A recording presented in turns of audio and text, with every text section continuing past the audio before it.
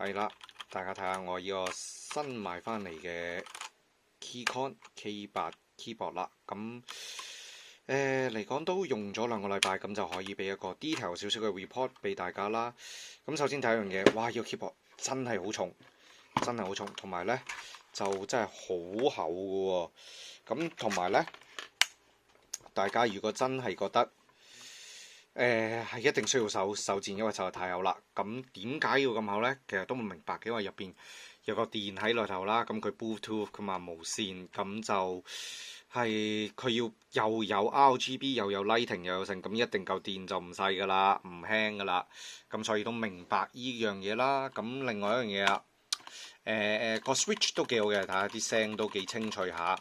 冇乜問題，同埋咧 Bluetooth 都好 responsive 嘅。咁其實連住3部，咁就加個 function key 啦。一就去一號電腦、2號電腦、3號電腦咁樣啦。同時可以最多連3個嘅，但係就咁樣 switch 就用 function key switch 就已經得啦。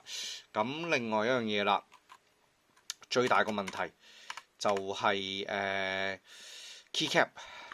咁我之前咧就用慣呢個係啦，Ducky 嘅 mini 啦，Ducky One Two Mini， 咁佢裏頭全部就係呢個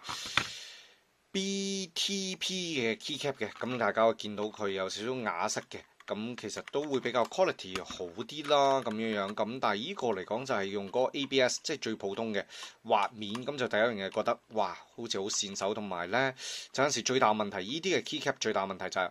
打得耐唔知點解會有油喺裏頭，咁因為佢好多睇好多嘅喎，再用得多呢，就直情會係有一層油，因為你係一路掂住依啲顏色，其實係一啲染料嚟噶嘛，呢個磨就磨咗面頭嗰陣就磨滑啦，咁所以呢，就我訂咗一 set 新嘅 keycap 翻嚟㗎啦，咁嚟講唔係太貴嘅，咁而家其實你可以去上網訂，你Ducky 嗰啲都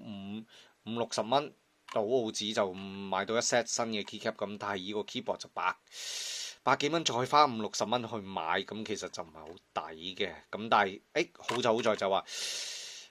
玩 mechanical keyboard 就係一樣嘢啦，就真係好似砌機咁樣，每樣嘢都係要換啦。可以換 keycap，咁呢個仲 hot swap 嘅，可以換埋 switch。咁有啲人就會打機嘅就會譬如中意某幾個鍵就係特別唔同 function key，咁就特別唔同嘅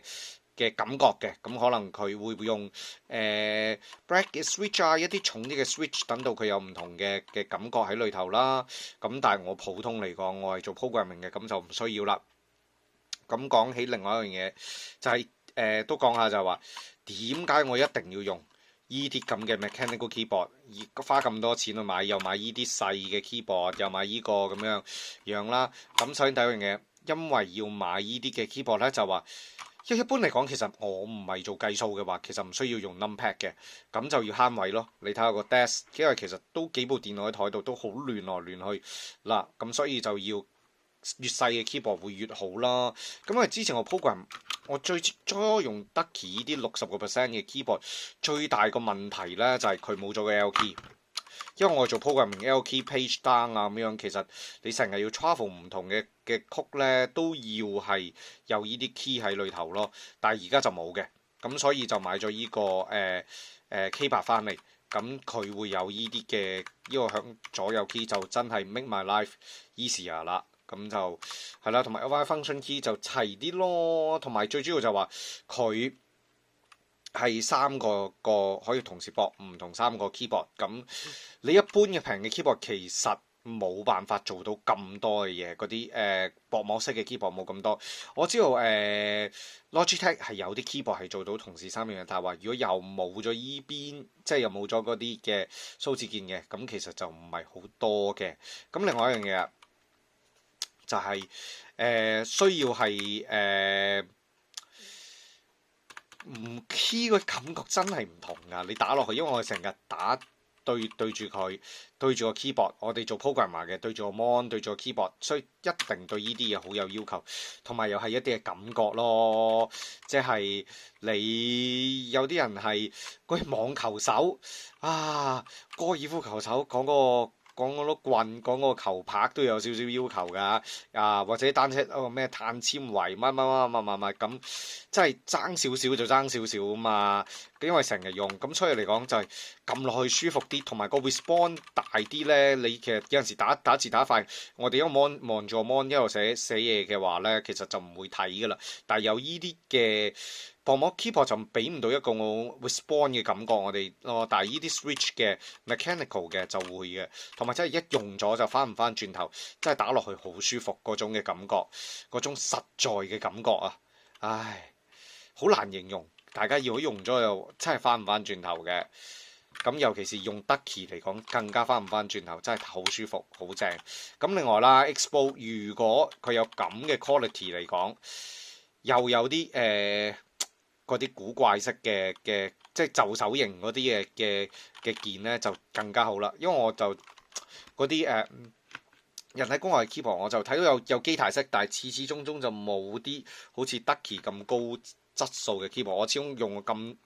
唔係用過咁多隻，用過幾隻嚟講，都係覺得 Ducky 係最高級。因為其實有好多人都會另外一樣嘢，另外有啲人就係再更加高級嘅。就真係自己砌個 keyboard，買啲 switch 啊，買啲繩啊，仲有啲會抹埋拆開個 switch 去抹油嘅添，更加勁。唉，我就冇咁好心機啦，最多都係換下 keycap，因為換 keycap 會掹百幾個，再塞翻百幾個，呢個87個我都已經覺得好煩啦。唉，咁所以咧就會係揀 Ducky，就係點解咧？就好多人都話Ducky 嚟講就包晒所有嘢。每一樣嘢都好平均，好好，就係你想要嘅嘢就有咯。因為你有陣時你有啲人，佢哋嗰啲出邊網上面睇好多 YouTuber，佢哋真係專家嚟嘅，佢哋真係可以揀到好多唔同嘅嘢。但係我又未有咁多時間，咁就真係買個 Ducky 各位 keyboard 就有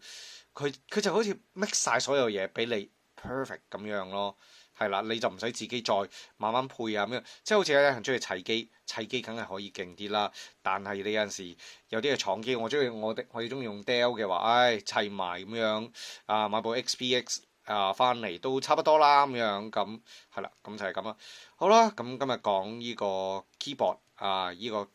Keychron K8 嘅 review 加呢個係啦用後感同埋呢個機械鍵盤嘅係啦感受。就去到呢度啦。